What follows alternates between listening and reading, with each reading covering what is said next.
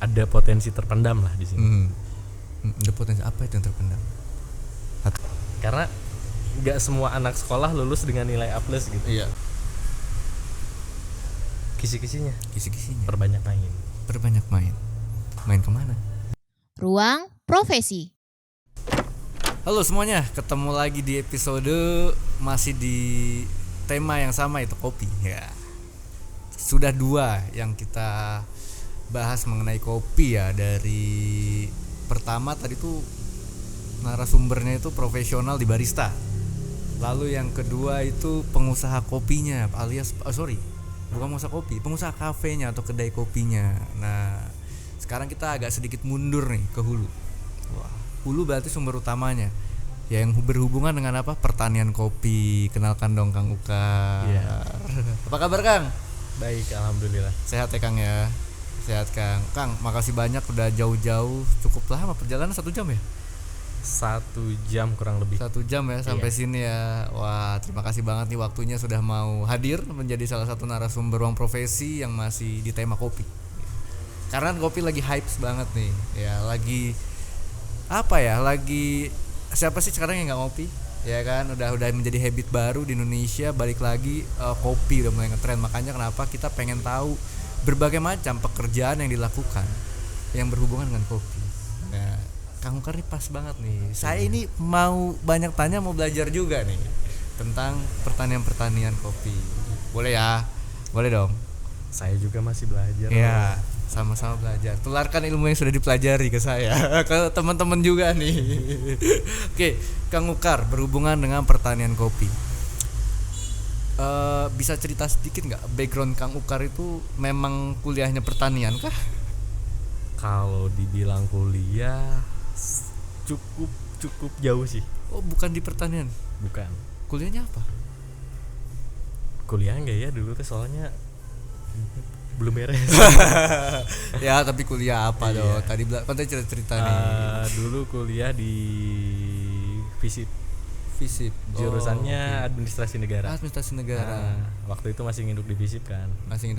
Ya. Kuliah di mana? Di sini di Kuningan atau di Bandung? Oh, di Bandung. Oke. Lah, lalu kenapa bisa tiba-tiba terjun ke pertanian nih, yang berhubungan dengan pertanian di kopi? Kenapa ya? Kebetulan gini tuh. Awal mula ke kopinya ya, ke kopi kayak gini. Awal mulanya sih bermula dari dulu tuh karena kuliah enggak benar. Bener gak bener sih. Bener gak bener. Intinya kalau malas ke kampus, mainnya ke tempat ngopi. Nongkrongnya di kedai. Dari ngopi-ngopi, ngobrolin kopi, ternyata seru juga gitu. Oke. Nyampe jadi rutinitas. Tiap nggak kuliah mungkin nyampe jadi nggak kuliahnya gitu. main ngopi. Sampai di satu titik kayaknya ada hal menarik nih di kopi. Oke. Keinget sih, lihat potensi gitu. Daerah sendiri itu penghasil kopi. Memang tempat tinggal. Tempat tinggal. Di sana penghasil tempat kopi. Tempat tinggal, daerah kelahiran. Dia daerah penghasil kopi dan belum terekspos. Belum keangkat lah potensinya. Oke. Ada potensi terpendam di sana. Walaupun emang daerahnya sendiri udah penghasil kopi, cuman masih ada yang bisa digali di sana. Oke. Ya. Nah, nama daerahnya apa? Daerah asalnya Kang Ukar? Daerah asalnya sih di satu desa. Awalnya juga udah gunung nih. Daerah asalnya Gunung Aci. Di sebuah dusunnya namanya Dusun Kencana, kecamatannya Subang, Kota Kuningan. Oke. Di sana nyata daerah penghasil kopi. Dan sebelum jauh ngangkat kopi di sana, ada hal menarik dulu tuh. Pas sama teman-teman waktu itu kan di Bandung. Di Bandung nih lagi rame-ramenya ngobrolin tentang Java Kopi gitu kan. Kopi Jawa Barat mana nih? Di situ orang-orang tuh pada ngobrolinnya seputar Arabica. Seputar Arabica. Oh, gue punya Robusta nih, mau coba nggak gitu. Dan di saat itu tuh si Robusta belum rame, belum keangkat. Udah ada kayak dulu tuh kalau nggak salah nih lihat di Google. Udah ada yang ngangkat tuh kayak Temanggung dulu tuh, Bali. Kalau nggak salah Kerinci dulu teh. Di sana saya baru belajar. Oke lah, kita coba di Robusta, mungkin ada kesempatan nih gitu. Karena dilihat di luar orang-orang udah cukup ramai juga. Ngomongin si Robusta ini. Ngomongin Robusta, berarti memang penghasil kopinya di sana di daerahnya Kang Ukar ini Robusta. Iya. Berarti kalau misalkan memang itu tempat lahir, Iya. dari awal keluarga pun mungkin sudah di dunia perkopian kan? Sudah. Oke, jadi dari lahir sebelum udah kenal kopi dong. Iya kayaknya emang dikasih uang jajan mungkin dibeliin susu pun dari kopi. Dari kopi ya, walaupun Dari belinya kopi. susu ya. Iya Iya. betul. Oke, jadi keluarga backgroundnya memang sudah kopi. Iya. Walaupun kuliahnya nggak di pertanian. Iya. Nah, kuliahnya tentang pemerintahan lah. Pemerintahan. Dan sudah kenal kopi pada saat kuliah karena sering nongkrong. Iya. Itulah hal awal tertarik dengan kopi Iya. ya. Oke, jadi dulu tuh nggak bener-bener nggak kenal kopi, maksudnya nggak yang mendalami tentang kopi pada saat di keluarga. Kalau mendalami tentang kopi enggak, cuman Enggak. tahu transaksi aja kalau di kopi. Karena orang tua usaha juga di kopi, dia nambungin kopi dari petani dijual lagi nggak. Dan waktu itu tuh alur penjualannya tuh masih tengkulak industri. Jadi tengkulak terus langsung ke industri. Berarti main partai ya, partai Iya. besar ya. Dan secara kualitas mungkin belum dipoles lah gitu. Belum dipoles. Oke, jadi karena mainnya volume aja, Iya, produksi mainnya sebanyak-banyaknya volume, jual iya. ya. Nah, setelah tertarik dan menikmati tentang kopi itu sendiri, Iya. apa yang menjadikan titik balik? Gue mau balik dari Bandung ke Kuningan daerah yang tadi tuh. Iya. Mau ini aja ngurusin kopi deh. Awalnya mah keinget banget nih. Baru kali ini ditanyain dan ngobrol di sini. Gitu. Wah, saya pertanyaan pertama nih. Iya.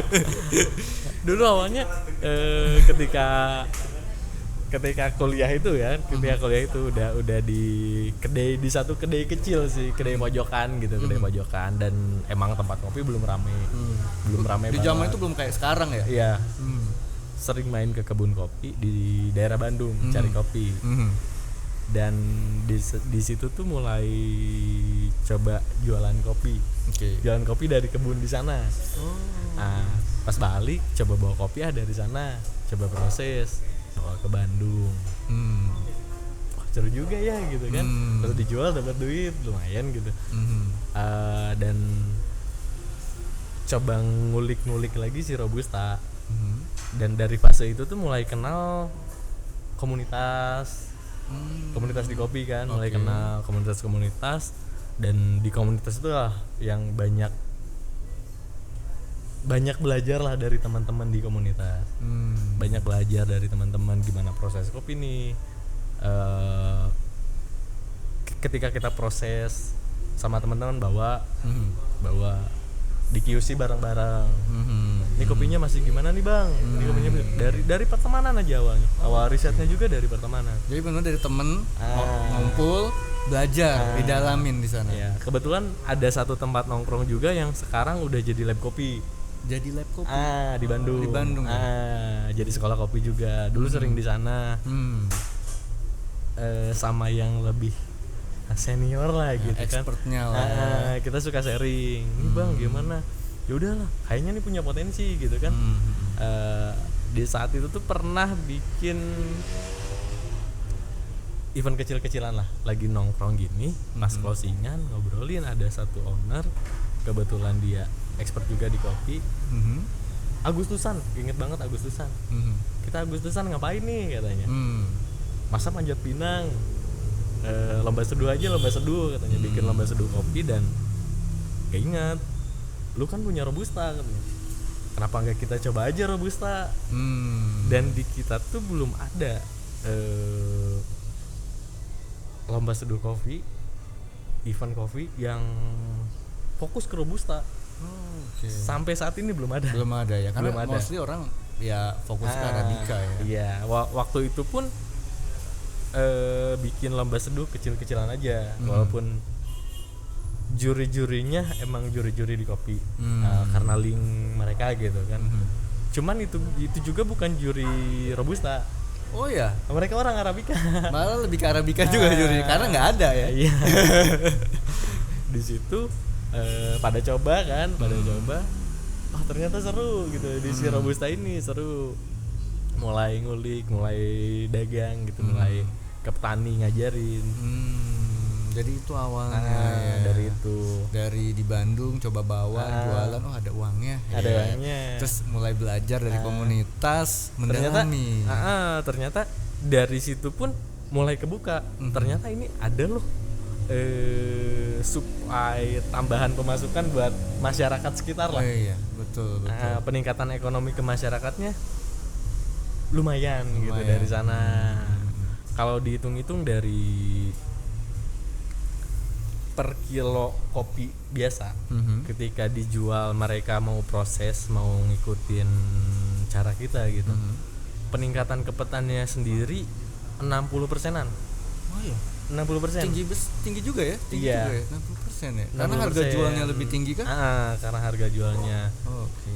Karena sudah tidak jual lagi ke industri yang bicara volume. Iya. Dan pukul rata seperti apapun kopinya ya harganya segitu, ya kan? Tapi Walaupun kalau di industri juga tetap enggak sama rata. Tetap ada fasenya. Tetap ada scoringnya. Kalau tetap ada scoringnya ya. Jadi yang kualitasnya ini harga sekian, Iya. yang kualitasnya harga sekian. Oke. Cuman enggak terlalu signifikan. Enggak terlalu signifikan. Tapi dengan adanya Kang Ukar mencoba untuk membantu di sana, Iya. harga jual naik. Cuman enggak semua juga bisa ke serap. Oke.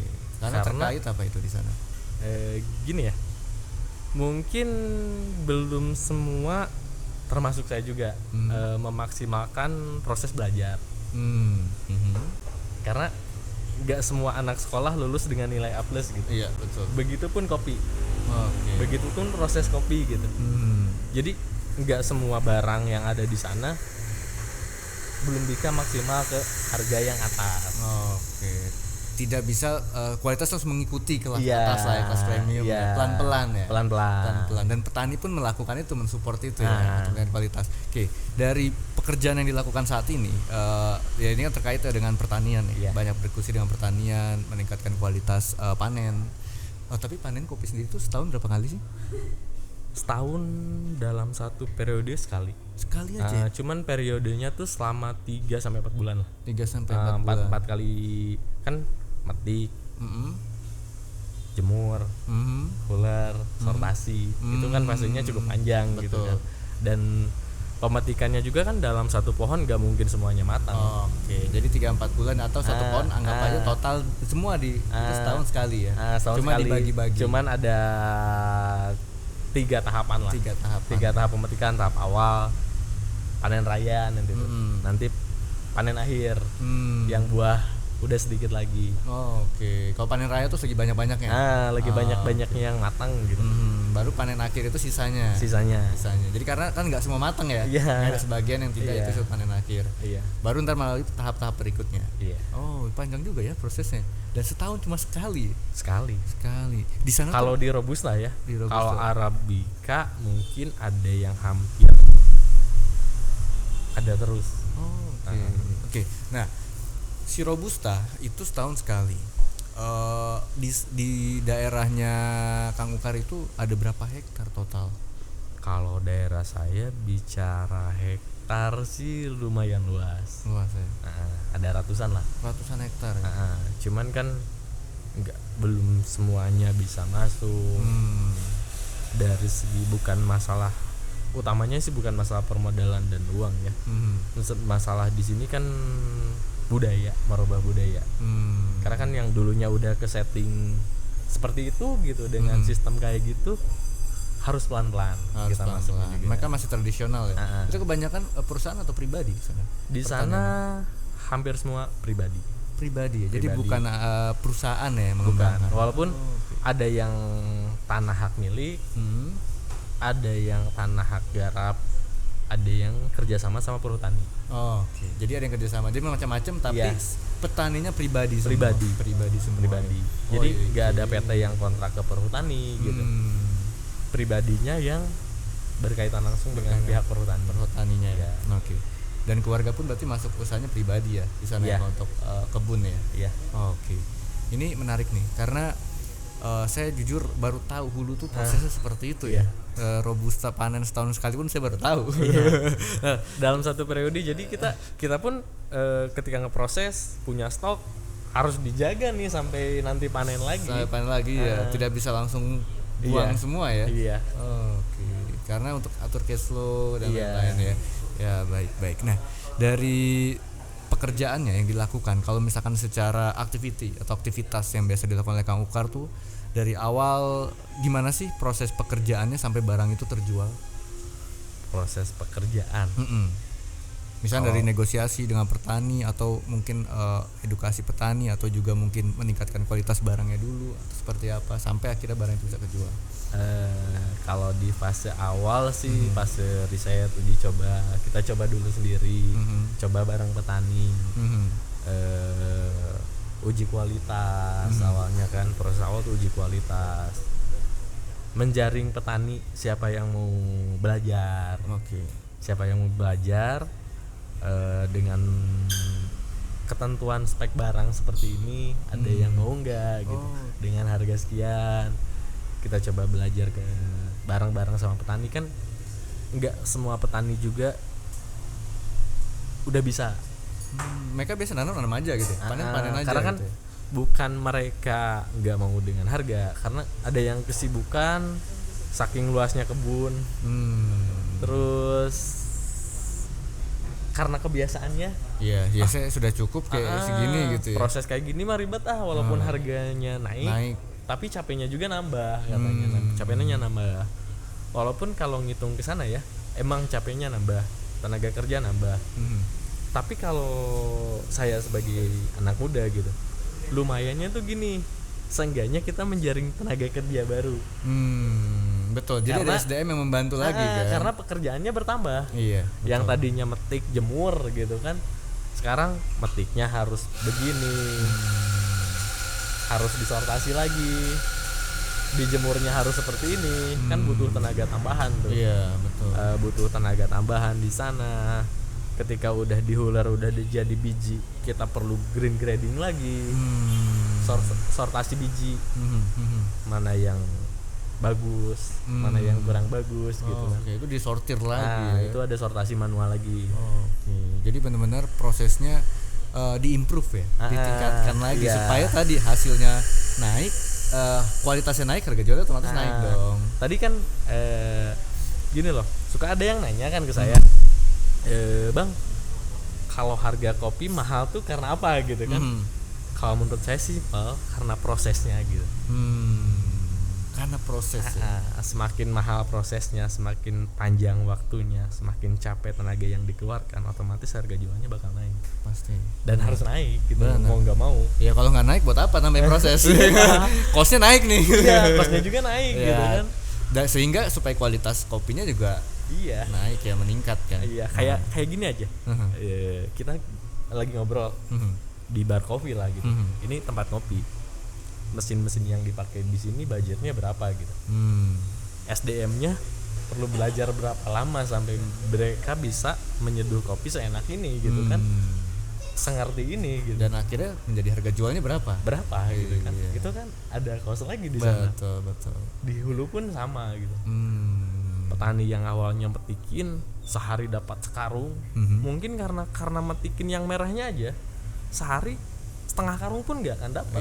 Jadi dengan capek yang sama tapi produksi lebih sedikit, otomatis kan kosnya naik ya. Iya, kosnya naik. Belum panjang lagi prosesnya.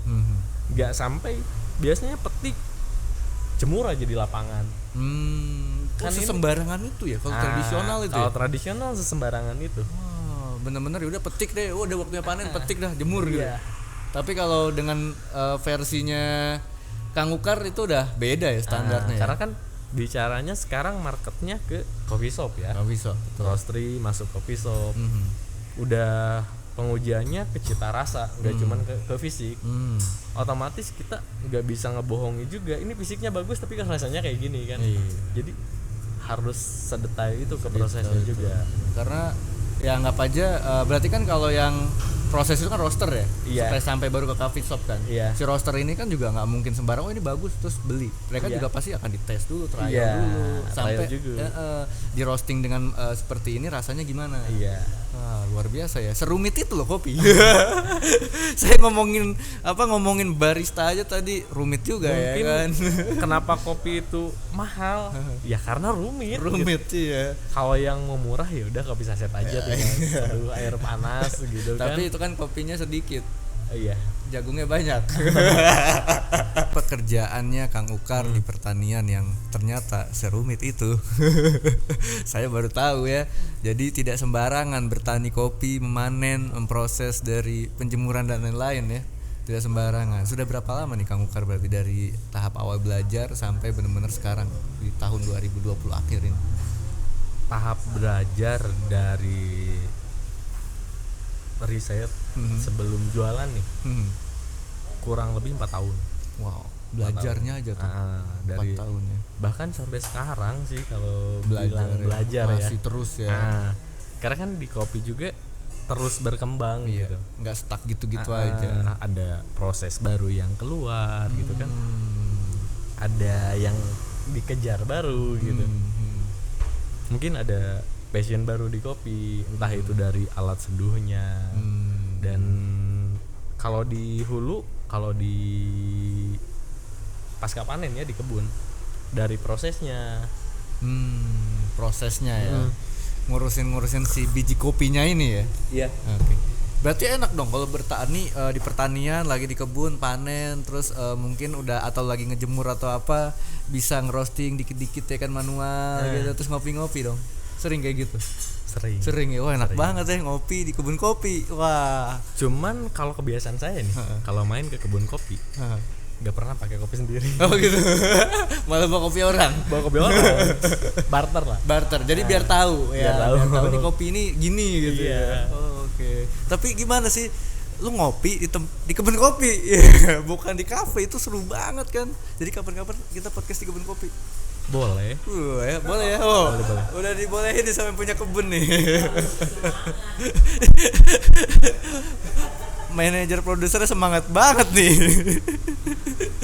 Oke, ya jadi belajar aja 4 tahun dan sekarang sudah mulai mendalami terus ya mengenai kopi dan proses-prosesnya.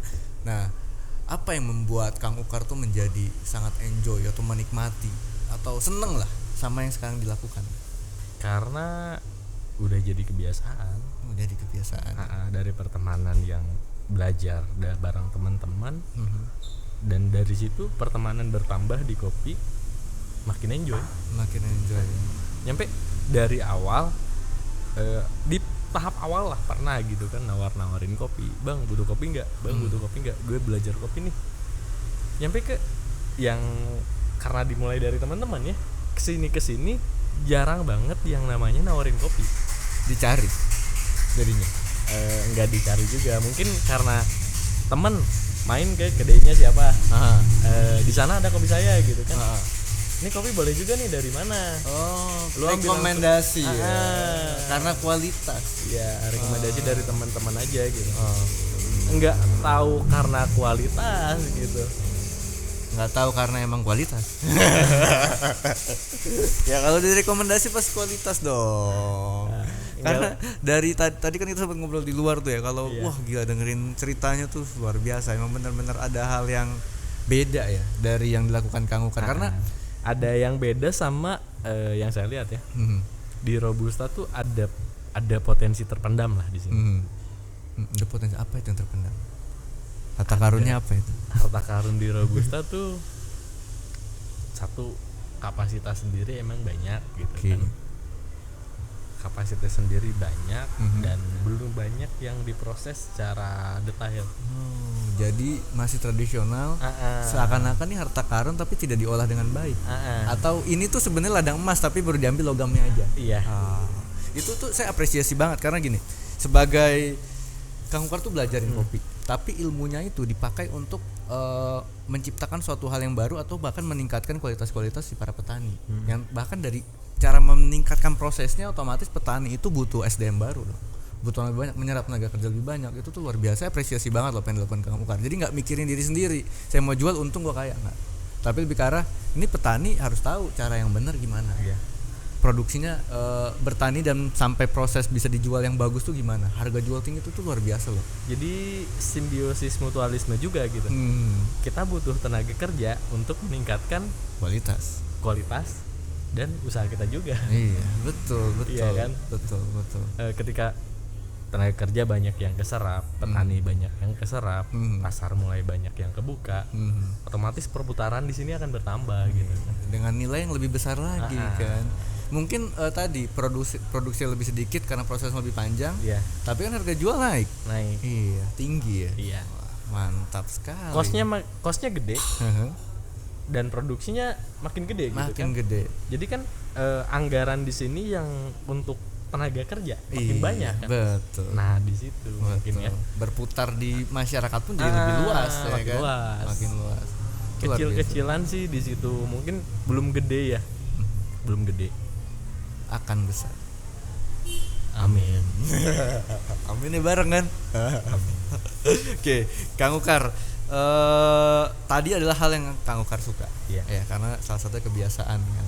Terus juga seneng gitu lihat meningkatkan proses-prosesnya ke para petani.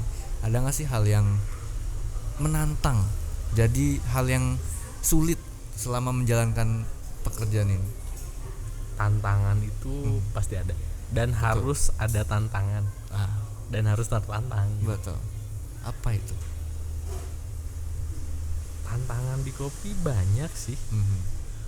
Karena kan kopi itu hasil yang pure dari alam gitu. Tumbuh di alam, tumbuh di tanah gitu kan. Hasil produksinya tergantung dengan alam, dan tergantung gimana kita merawatnya juga. Kita merawatnya baik, mungkin hasilnya baik. Banyak faktor di sana gitu. Banyak faktor sih. Jadi memang tantangannya adalah diri kita atau tim kita ini gimana caranya ya menjaga itu semua. Iya, dari SDM-nya sendiri. Gimana nih SDM-nya mau konsisten gitu kan. Si petaninya mau konsisten produksi dengan kualitas yang udah dibentuk gitu. Mau meningkatkan lagi kualitas, mau berkembang lagi. Tantangannya mungkin lebih ke sana sih. Sama cari pasarnya gitu. Jadi produksi naik, pasar pun harus dibuka lagi. Apalagi Robusta tadi unik ya. Iya. Beda sama Arabica kan. Iya. Oke, baik. Itu tantangan. Dibilangnya gini, Robusta tuh dipandang sebelah mata kan. Sebelah mata. Karena apa sih sebenarnya itu? Gara-garanya itu apa sih bisa begitu? Historinya ya. Karena Arabica gitu, tapi kok Robusta tuh setengah. Mungkin historinya enggak tahu ya, mungkin karena historinya dulunya dibikin kopi untuk masyarakat, nggak tahu kayak gimana gitu. Si Robustanya. Robusta nggak tahu karena proses. Kalau berbicara jauh ke sana kurang, belum tahu lah ya sejarahnya. Belum tahu. Dan Kang Ukar kayaknya punya visi untuk Robusta itu enak loh gitu. Enak loh. Bagus loh gitu. Tidak kalah dengan Arabica. Karena emang ada potensi sih. Saya yakin ada potensi di Robusta yang suatu saat orang tuh bakal, ini loh Robusta gitu. Ini loh Robusta. Yang bikin beda dari Arabica tuh ini, ketika Robusta kita olah dengan baik. Ketika Robustanya kita olah dengan baik, orang-orang akan tahu lah. Kalau Robusta itu juga bisa premium ya kan? Bisa premium. Oke. Kang Ukar, ceritanya udah lumayan panjang dan menarik, dan saya baru tahu sekali proses-proses yang ternyata tidak semudah itu ya untuk menghasilkan sebuah biji kopi. Itu baru biji ya, belum sampai roasting kan, belum lagi baru diolah sama barista untuk jadi kopi yang enak. Nah, pertanyaan terakhir dari saya, misal ada teman-teman nih di para netizen ya atau audiens yang suka nonton Ruang Profesi, yang mungkin kondisinya sekarang background keluarganya juga petani kopi di daerah-daerah kan, atau mereka mungkin ada juga yang sekolahnya pertanian dan mereka tertarik dengan kopi.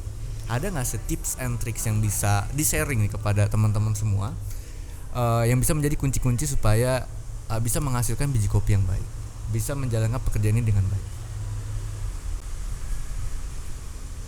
Kisi-kisinya Kisi-kisinya. perbanyak main. Perbanyak main. Main kemana? Main bareng di tempat ngopi. Di tempat ngopi. Karena di situ akan ada obrolan menarik tentang kopi. Oke. Lalu apa yang harus dipelajari pada saat ngobrol dengan kopi? Yang harus dipelajari ya ketika kita menikmati sebuah kopi yang kita bilang enak, lu pikirin gimana cara bikin kopi yang ada di kebun lu bisa seenak itu.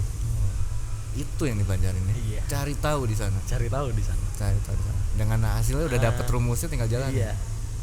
Oke. Karena ketika kita udah ada tantangan untuk pengen tahu gitu, di situ kita akan berusaha buat tahu. Haus ilmu ya. Ini gimana sih cara kopinya enak banget gitu. Iya. Di tempat gua tuh ada kopi. Nah, masalahnya kopinya belum seenak ini. Kok gimana cara bisa nguber kualitas itu? Iya. Luar biasa nih Kang Ukar. Terima kasih banyak atas waktunya Kang Ukar. Udah sharing-sharing tentang hulunya kopi. Ya, mungkin nanti boleh dong kita ngobrol-ngobrol langsung di kebun kopi. Sangat diperbolehkan. Wah, sangat diperbolehkan. Terima kasih sekali nih Kang Ukar atas waktunya. Sukses terus ya.